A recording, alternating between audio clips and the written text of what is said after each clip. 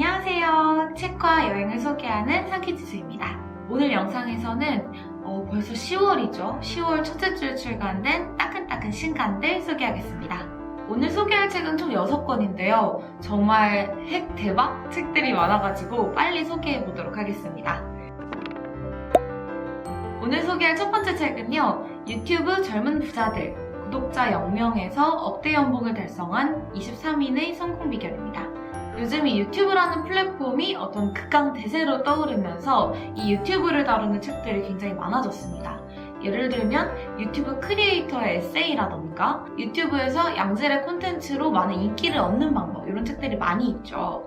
그런데 이 책은 약간 다른 관점에서 유튜브를 대하고 있습니다. 단순히 유튜브로 많은 인기를 얻는 게 아니라 이 유튜브로 많은 돈을 버는 방법, 즉 재테크의 관점에서 바라본 건데요. 이 책의 작가가 굉장히 유명한 인터뷰어예요. 그래서 많은 사람을 인터뷰하고 직접 유튜브 채널을 운영하고 있기도 한데요. 이 책에서는 유튜브로 인생을 바꾼 억대 연봉 젊은 부자 23명의 인터뷰를 담았다고 합니다. 좀 신기했던 거는 구독자 수가 엄청 많아도 월에 100만 원도 못 버는 경우가 있고, 구독자 수가 상대적으로 적어도 억대 연봉을 만드는 이 방법이 따로 있다고 합니다.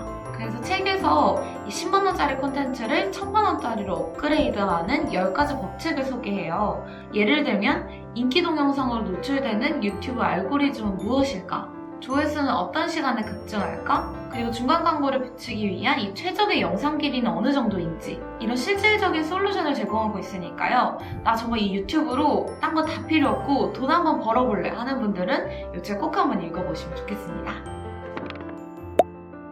네, 두 번째 책은 무려 악동뮤지션 이찬혁님의 소설이 나왔습니다. 이번에 악동뮤지션이 항해라는 앨범을 내면서 지금 아주 많은 사랑을 받고 있거든요. 이 소설은 그 앨범과 같은 세계관을 공유한 작품입니다. 이 이찬혁 작가님께서 평상시에 가지고 있던 생각을 어떤 음악뿐만 아니라 좀 더 확장해서 다양한 방법으로 알리고 싶다고 하면서 이 소설을 출간했는데요. 이 책에 본인의 예술관과 평상시에 가지고 있던 삶에 대한 가치관을 녹여냈다고 합니다. 그래서인지 책에 등장하는 주인공이 이 이찬혁 작가와 매우 닮아 있어요. 이 주인공이 써니라는 아티스트인데요. 앨범 발매를 앞두고 녹음을 하다가 이 길은 내가 추구하는 예술가의 길이 아니야 라는 생각을 하면서 1년간의 여행을 훌쩍 떠나게 됩니다.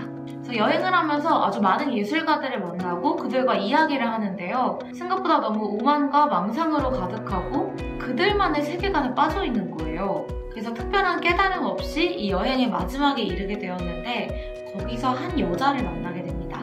깊은 밤에 이 부서지는 갑판 앞에서 그 여자의 목숨을 우연찮게 구하게 되면서 이 썸이 그토록 찾아 헤매던 어떤 답을 찾아나가는 이야기인데요. 저는 이 책이 약간 어린 왕자와 닮아있다라는 생각이 들기도 하고, 그렇다면 이 이찬혁 작가가 찾고자 하는 답은 무엇이었을까? 이런 생각이 들더라고요. 아마 지금 악동뮤지션의 새 앨범 항해를 듣고 계신 분들이 굉장히 많을 것 같은데, 그 앨범에 담고자 하는 게 무엇이었는지 조금 더 깊게 알고 싶은 분들이라면 이 책 꼭 한번 읽어보셨으면 좋겠습니다.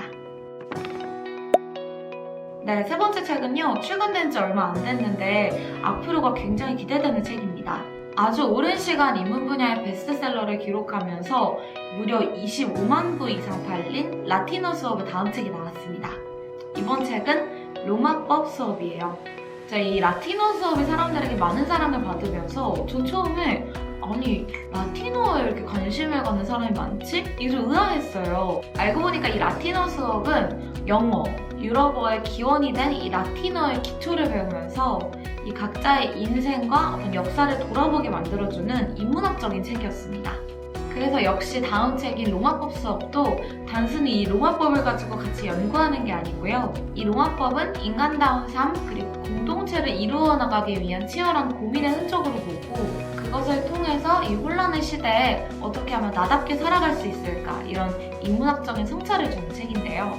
이 저자가 한국에 와서 학생들에게 로마법을 가르치면서 목표로 뒀던 것은 이 학생들이 이 로마법을 단순히 학문적인 텍스트, 암기의 대상으로 보지 않는 것이었습니다.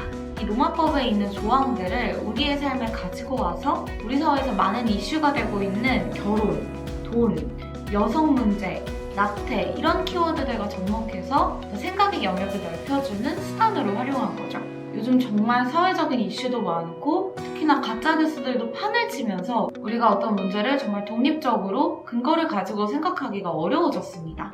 이런 사회의 큰 이슈들을 로마의 법과 비교해서 아주 다양한 장르로 생각해 볼 수 있는 기회를 주는 좋은 책이라는 생각이 듭니다.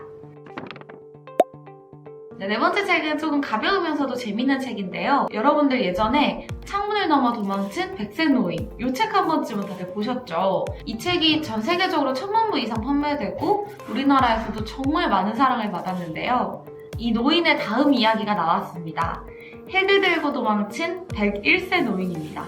이제 이 주인공인 알란이 창문을 넘어 도망친 100세 노인 이후에 인도네시아 발리 섬에서 휴가를 보내고 있었다고 해요. 근데 그냥 리조트에서 쉬고 있었다면 알란이 아니겠죠. 알란의 101세 생일이 다가오면서 친구 율리우스가 생일 파티를 위해서 거대한 열기구를 준비합니다. 그리고 열기구를 탔는데 열기구가 고장이 나서 바다에 불시착하게 된 거예요. 그런데 다행히도 지나가던 배가 이들의 신호탄을 보고 이들을 구하러 왔는데 이 배가 북한 화물선이었습니다. 그래서 이 알란이 어떻게든 살기 위해서 어쩔 수 없이 거짓말을 하는데요. 본인이 핵무기 전문가라고 해버린 거예요. 그래서 북한으로 끌려가면서 이 북한을 배경으로 한 이야기가 바로 이 책입니다. 사실 이 책이 참 신선한 게 이게 언뜻 보면 그냥 재밌고 유쾌한 이야기에서 그치거든요. 그런데 생각해보면 전작에서도 마오쩌둥, 스탈린, 김일성, 김정일 이런 사람들을 어떤 풍자의 대상으로 삼았었고요. 이번 책에서도 21세기 지도자들을 풍자하고 있습니다. 특히나 김정은과 트럼프를.